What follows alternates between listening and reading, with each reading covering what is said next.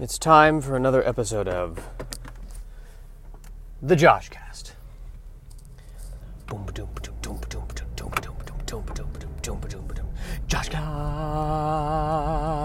Joshcast. It's all gonna be a disaster. A disaster. There is no hope, no hope, no hope. It's over! Joshcast.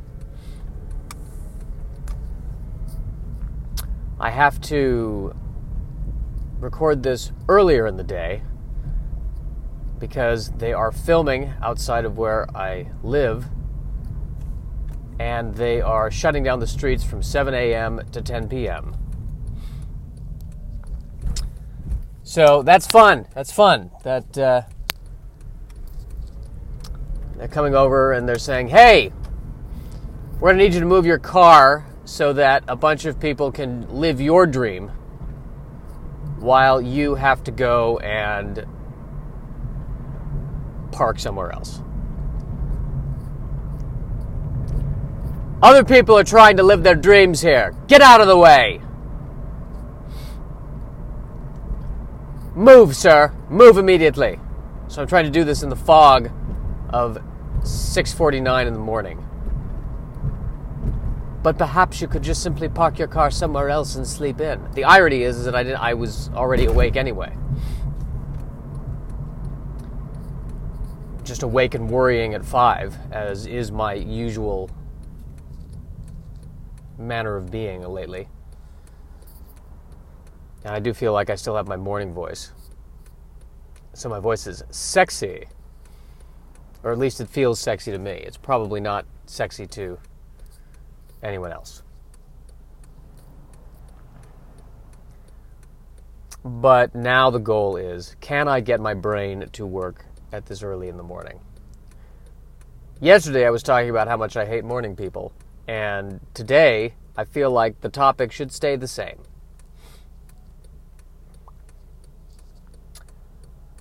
Not a fan of mornings. Although I think I'm better in bed in mornings in terms of the sexual stuff. I have no practical experience to know that, but I guess it's just a feeling I have, a theory. I get tired at night and in the afternoon and in the late morning. Where is this podcast going? That's exactly what I need to know. Would you like me to change the channel? No. I'll continue to listen. I'll continue to listen, Stevens. Perhaps it will lead to something wonderful. Sir, I highly doubt that. You do not know what could become in the future. You know nothing, Stevens. You're a worthless ball of filth. I can't stand the sight of you, Stevens. Can't stand the sight of you. You know, I appreciate that sentiment, sir. You would say that. You're nothing but a worthless sycophant. That's all you are, Stevens. A worthless sycophant. And I'll make sure that with my dying breath, I will see to it that you live a miserable and unfulfilled life, Stevens. That's very kind of you to say, sir. No, you're not even taking me seriously. Don't you understand? I'm a miserly old rich man. I have an enormous amount of power and influence. Specifically in the headlight building community. I built an entire fortune on headlights. Yes, sir, we all know about your headlight fortune. Yes! I know headlights. Yes, sir, you know all about headlights. Don't say that. Don't try to make a pun on headlights and boobies. I cannot stand that the term headlights has been so connected with a scandalous thing as a boobie. My headlights are not scandalous. My headlights, my favorite headlights, are round and firm and supple. Sir, I think you probably shouldn't say that if you don't want to keep perpetuating this. Sir. Don't tell me what I can and cannot do, Stevens. I will make sure that there is nothing left of you. I will wipe the floor with your blood, Stevens. Oh, that reminds me, sir, I need to take a week off for vacation. Oh, when? That's the 25th through the 3rd. All right, well, just make sure you fill out the vacation form and I'll sign it. Stevens. I don't know, I like pretending to be evil old men. I don't know what that is lately, but it's an impulse of mine that I have. But shouldn't the podcast say something? That's my question. What are you trying to say with the podcast? What's your theme? Okay, how about this? I hate it when they close down the street for filming. That's the theme of this podcast.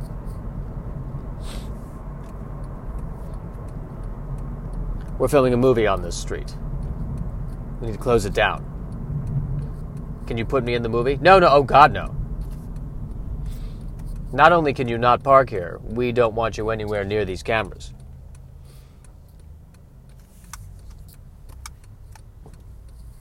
There's nothing like a filming permit just to remind me how worthless and unimportant I am.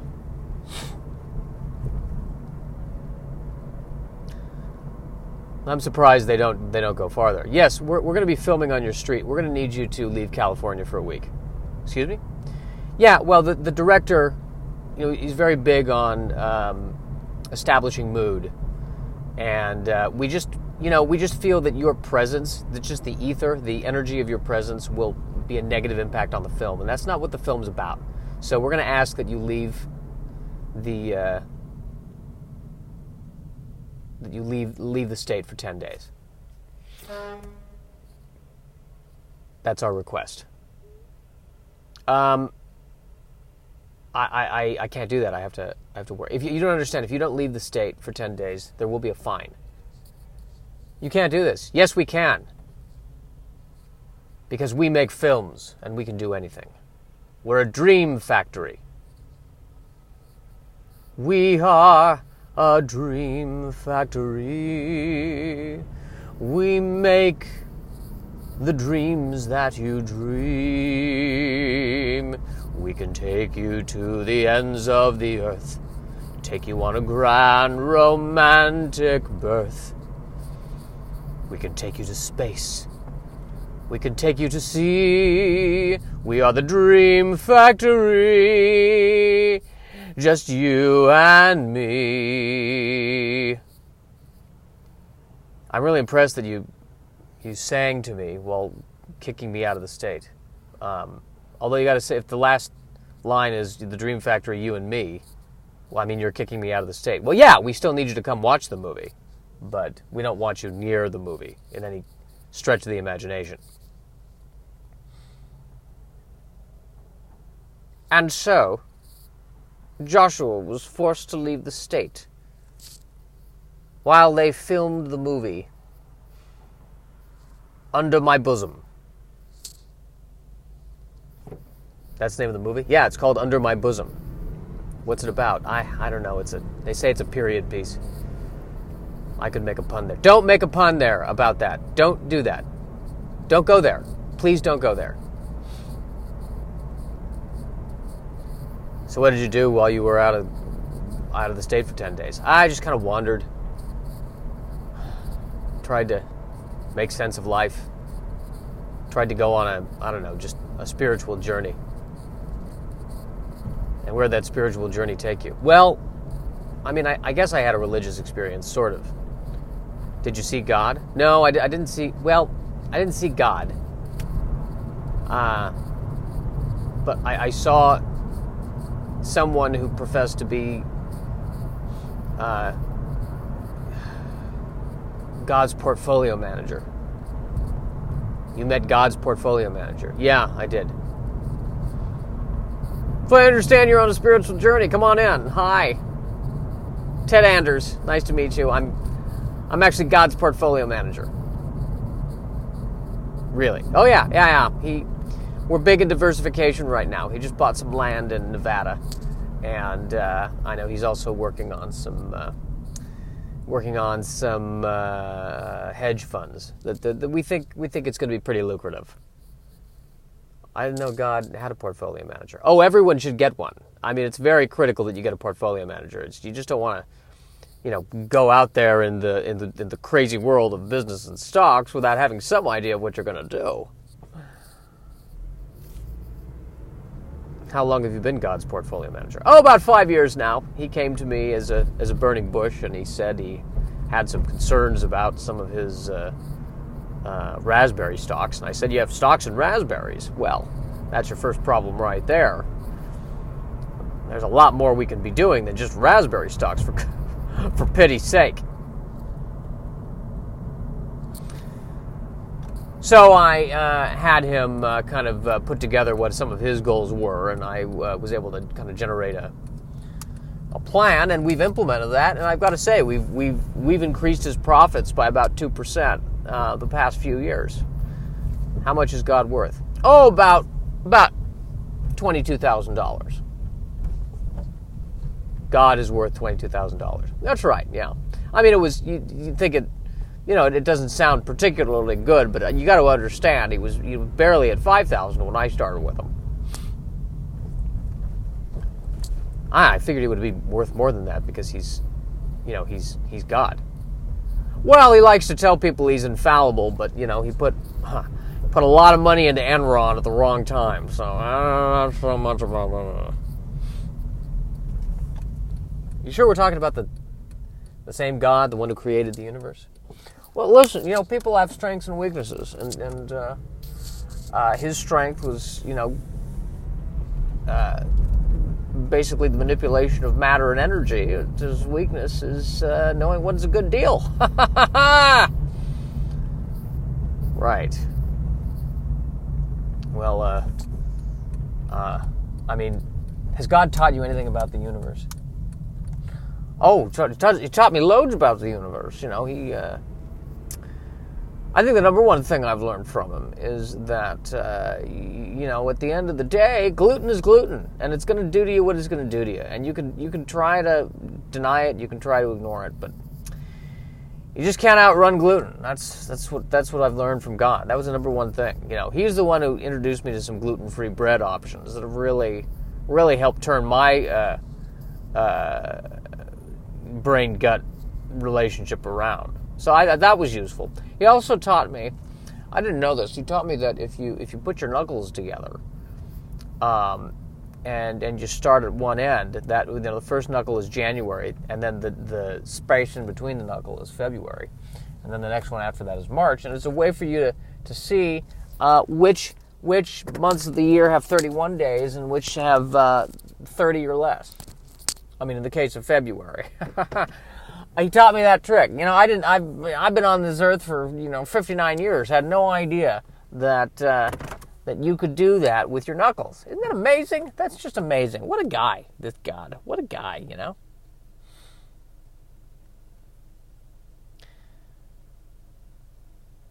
I have absolutely no idea what's happening in this podcast right now. I have no clue.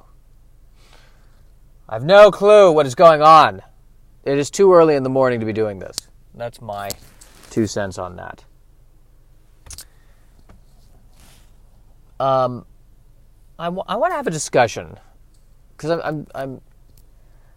I'm sitting outside a building that has a mural on it, and it's just reminding me of this whole thing called art. And I don't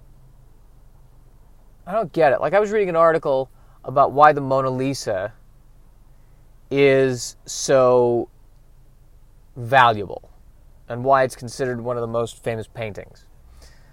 And part of it, apparently, according to this article, has to do with the fact that it was famously stolen on more than one occasion.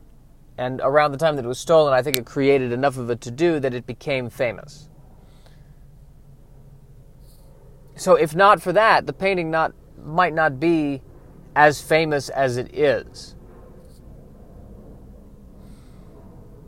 Which just goes to show you, the more things change, the more they stay the same. I mean, the painting, if you think about it, and, a lot of people, will slam the Kardashians and say, well, why are they famous? Why are they famous? Well, you know what? They're really hustling. The painting didn't do anything. The painting was just there and then was stolen. The Kardashians are trying to build a business, putting a lot of effort into it. I almost have more respect for the Kardashians than I do for the Mona Lisa. All the Mona Lisa did was be enigmatic and get stolen. Who cares? The other thing about the Mona Lisa I was reading that I guess is different than usual is that it is the expression on the Mona Lisa. Because I guess at the time, when painters were painting people, it was actually, they would convey emotions through the hand gesture of the person, not the facial expression. And back then, I guess, it was to paint a person smiling, for instance, was not in vogue, because smiling was equated with lying or being evil. I believe, if I remember the article correctly, smiling was not seen as a cool thing to do or a cool thing to paint. And here's the weird thing. I don't think that's changed. I still equate smiling with evil, because usually when someone is smiling, they are lying through their teeth. Literally. Nobody wants to smile. Babies smile because they don't yet know the kinds of idiots that they're dealing with.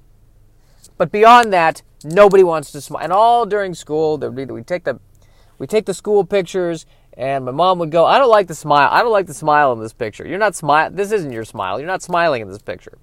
And so I finally said to myself, all right, I'm sorry I can't be happy on cue for you.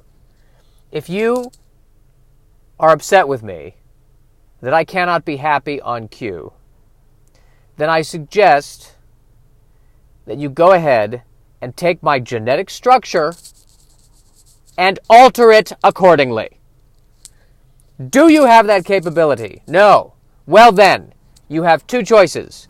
Either I give you a fake smile in the picture, or I stare into the camera with no smile, with eyes that say, there is no God. That's actually not true, man. A lot of people say that, but I know the guy, and he's a great guy. He's a terrific guy. He got me brunch. Well, we split it. He's not made of money, but we had a fantastic time. And he took me to see. He took me back to his apartment. It's a nice apartment. It's not a 2-story. It's 1-story, but it's a nice apartment.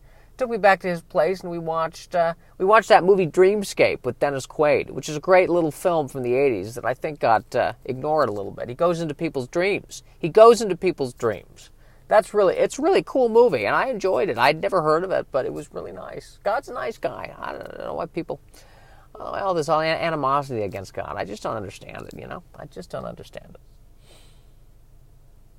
Hi, Josh. We're filming, and for the next 10 days, we want you to not do your podcast. We feel like it's only going to harm the quality of the film. What film are you making? It's a film called The Mona Lisa, Why Do We Care? Actually, I can get behind that film. Yeah, I think you can too. So, to make the film good, we're asking that you can you not exist for 10 days? Is that possible? To blink yourself out of existence and then come back into existence? I don't, maybe you go to the Large Hadron Collector and plug yourself in. But if you could do that, that'd be great. Thank you so much. Thank you for being respectful to our filming needs, because we're makers of dreams, makers of dreams,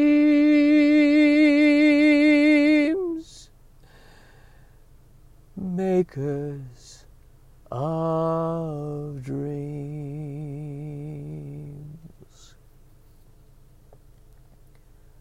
I want to kick you in the teeth, Stevens.